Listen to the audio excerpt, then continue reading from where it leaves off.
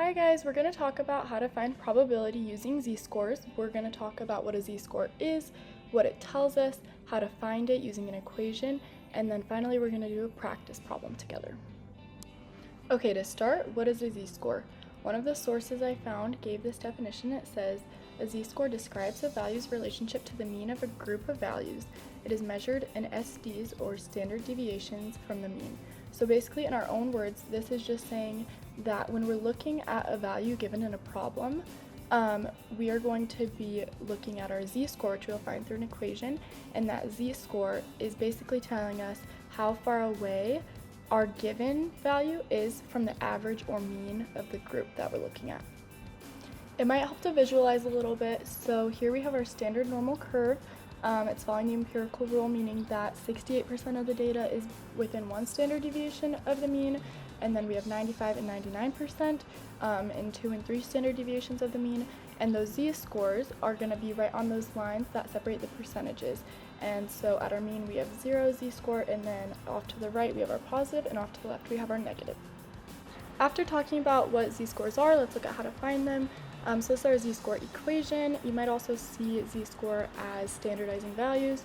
So the left and right are the same exact equation, just different terminology.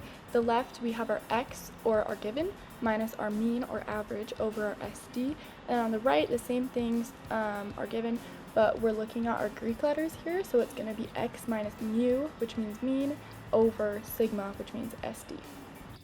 Okay, let's practice using this problem I made up. So none of this data is correct, but let's look at it.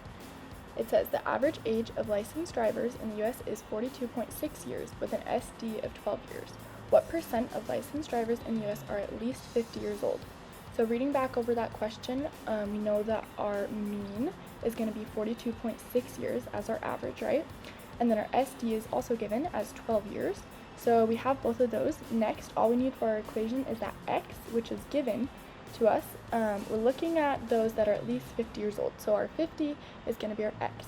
Now when we plug those numbers into our equation, we're going to have 50 minus 42.6 over 12, and we are going to get 7.4 over 12, which can be simplified to a z-score of 0.62. So what does this mean? What should we do now? Let's take a look. We have our z-score of 0.62. Looking back at the standard normal curve and knowing that our z is going to be how far away our expected or given value is from our average or mean, we can see here on this little chart that our mean or our average is at 0, and that our z is going to be on the positive end of things. But when looking at our problem, it says licensed drivers in the US that are at least 50 years old. So that means everything leading up to 50 years old, which means that we're going to shade to the left of z, looking at all of the values up to 50 years old. We have our z and we know what it means, but we have not found probability in terms of an average or a percentage. So this is where the z table comes in handy. As seen above here, you can look on the left hand side for the beginning of that z-score. So we're going to look at the 0.6 on the far left column. And then since our z was 0.62, we're going to follow it over to the 0.02, and where those two intersect, we're going to find a decimal of 0.7324.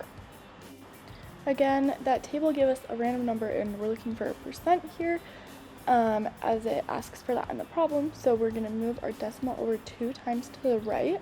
You can also multiply this number by 100 to find our 73% of licensed drivers in the US that are at least 50 years old. It's technically going to be 73.24, but I just rounded down in this case, so it's going to be approximately that 73%. Thank you so much for watching, and have a great rest of your day. Here are the sources I used if you want to take a little bit of a deeper dive into the z-score. Those first 2 links are going to explain what a z-score is, how to find it, what it is not, and then that last link down there is just citing the z-table that I used, but you can find that pretty much anywhere.